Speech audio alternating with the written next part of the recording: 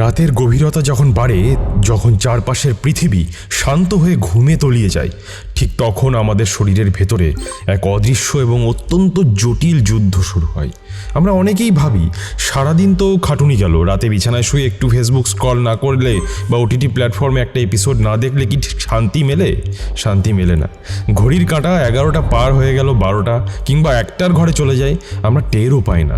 কিন্তু আপনি কি কখনো ভেবে দেখেছেন ঠিক এই সময় আপনার শরীরের সবচেয়ে বড় কেমিক্যাল ফ্যাক্টরি, আপনার লিভার বা যকৃৎ, কী অবস্থার মধ্যে দিয়ে যাচ্ছে? আজকের আধুনিক সমাজ একটা মারাত্মক ভ্রান্ত ধারণার মধ্যে বেঁচে আছে। আমরা ভাবি ফ্যাটি লিভার বা লিভারের রোগ মানেই হলো অতিরিক্ত তেল মশলা খাওয়া, ফাস্টফুড খাওয়া কিংবা মদ্যপান করা।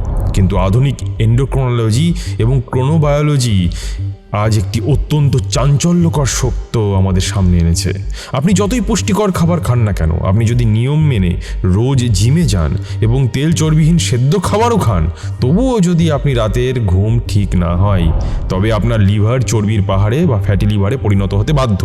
একে চিকিৎসা বিজ্ঞানের ভাষায় বলা হয় non alcoholic fatty liver disease বা NAFLD। আমাদের লিভার হলো মানবদেহের এমন একটি অঙ্গ যা নিজে মুখ ফুটে কোনোদিন নিজের কষ্টের কথা বলে না, যতক্ষণ না পর্যন্ত এর 70 থেকে 80% ড্যামেজ হয়ে যাচ্ছে। ততক্ষণ আপনি বাইরের কোনো যন্ত্রণাই অনুভব করবেন না। আর এই কারণেই একে বলা হয় সাইলেন্ট কিলার। আজকাল আমাদের চারপাশে প্রতি 3 জন প্রাপ্তবয়স্ক মানুষের মধ্যে একজনের লিভারে অতিরিক্ত মেদ জমছে। যখন তারা আল্ট্রাসাউন্ড বা হোল অ্যাবডোমেন USG করান, তখন আচমকাই রিপোর্টে লেখা আসে গ্রেড 1 বা গ্রেড 2 ফ্যাটি লিভার। তখন মাথায় আকাশ ভেঙে পড়ে। মানুষ ভাবতে শুরু করে, আমি তো বাইরের খাবার খাই না, তবে আমার লিভারে চর্বি এলো কোত্থেকে? আসল রহস্য কিন্তু আপনার থালায় নেই। আসল রহস্য লুকিয়ে আছে আপনার শোয়ার ঘরে, আপনার রাত জাগার অভ্যাসে।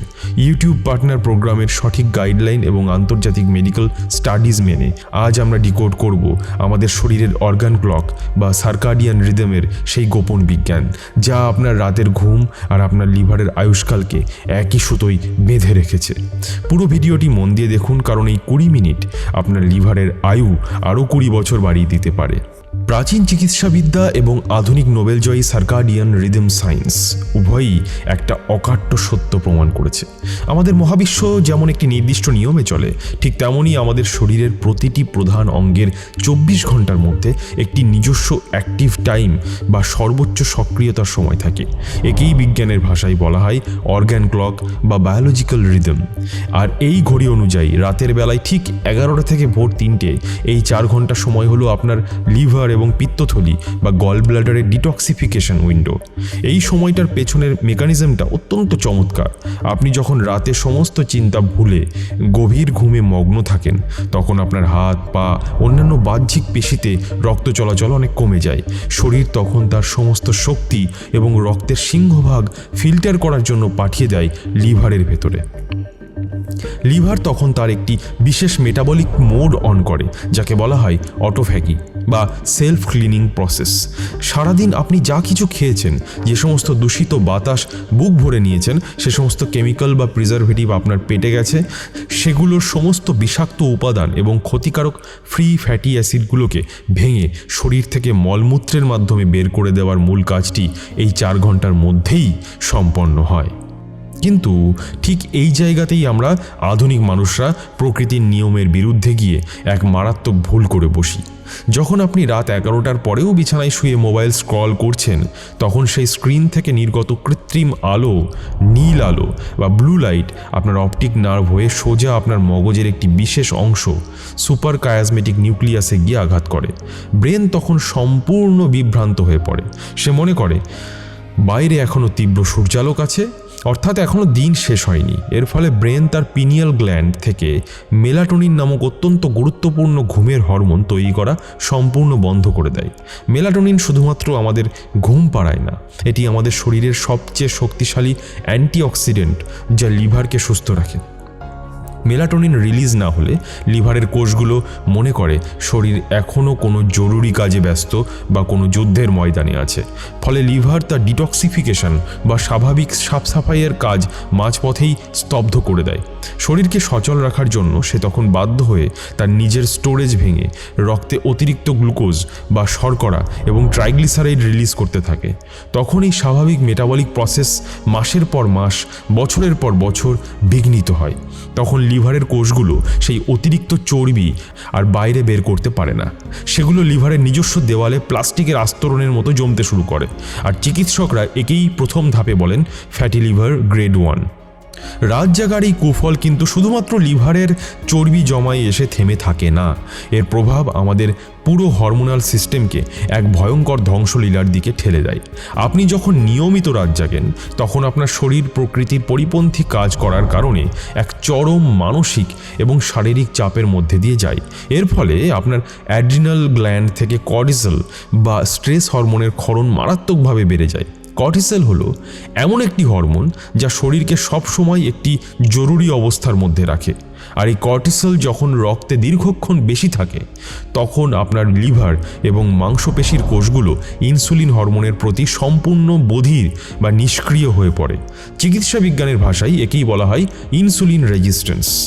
ইনসুলিন রেজিস্ট্যান্সের ফলে কি হয় জানেন? আপনি সারাদিনে যা কিছুই খাচ্ছেন, আপনার অগ্ন্যাশয় বা প্যানক্রিয়াস থেকে ইনসুলিন রিলিজ হলেও কোষগুলো সেই ইনসুলিনের চাবিকাঠিকে গ্রহণ করে না। ফলে খাবার থেকে পাওয়া কার্বোহাইড্রেট বা এনার্জি আমাদের কোষে গিয়ে শক্তিতে রূপান্তরিত হতে পারে না। রক্তে শর্করার মাত্রা বাড়তে থাকে।